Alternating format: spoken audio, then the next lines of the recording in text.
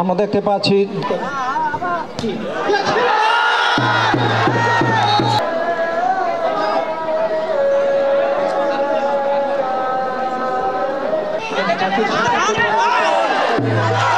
শরীফ jersey number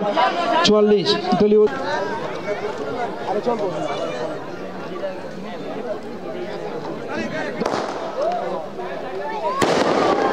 তাই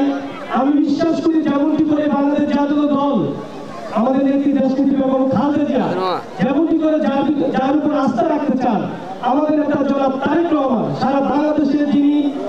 সকল শ্রেণীর মানুষের মনিকুলায় আস্থা করে নিয়েছেন সেই ব্যক্তিত্ব পরিমার্জিত সুশৃঙ্খল ভদ্র নম্র মানুষকে হিসেবে যিনি পছন্দ করেন আমাদের সকলের প্রিয় মানুষ আমাদের সকলের প্রিয় খেলোয়াড় যাকে কিনা যার স্টাইল যার রাজনৈতিক ভূমিকা আমরা যাকে কিন্তু ফলো করি সেই আমিনুল ভাই আমাদের মাঝে উপস্থিত হচ্ছেন। বিএনপির যে সকল নেতাকর্মীরা আছে অঙ্গ সংগঠনের নেতাকর্মীরা আছে তারা যুব সমাজকে এবং এই দেশের মানুষকে খেলাধুলার মধ্যে মনোনিবেশ করে এই সমাজ থেকে মাদক সহ সকল প্রকার অপকর্ম দূরীকরণ করার জন্য যে অনেকেই আমি যখন বলেছি যে খালেদা জিয়ার নামে মহিলা ফুটবল বা মহিলা ক্রিকেট টুর্নামেন্ট অনুষ্ঠিত হবে অনেকেরই ভুল ব্যাখ্যা দিয়েছেন। আমরা এটি আমাদের নিজের দলের পক্ষ থেকে অনুষ্ঠিত করছি,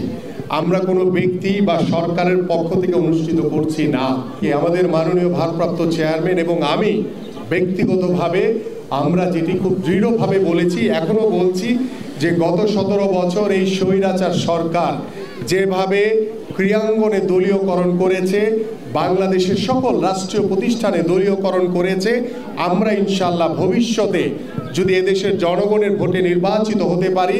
সরকার গঠন করতে পারি, আমরা কখনোই ক্রীড়াঙ্গনে আর কখনো দলীয়করণ করব না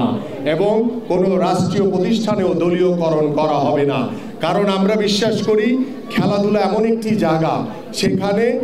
দল মত নির্বিশেষে নিরপেক্ষভাবে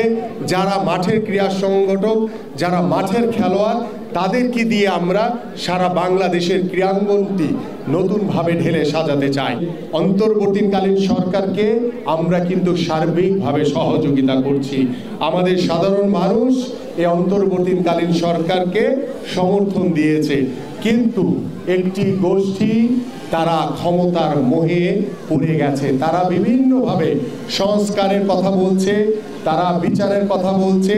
বিভিন্ন অজুহাতে তারা নির্বাচনকে পিছিয়ে দেওয়ার একটি অপচেষ্টা করছে।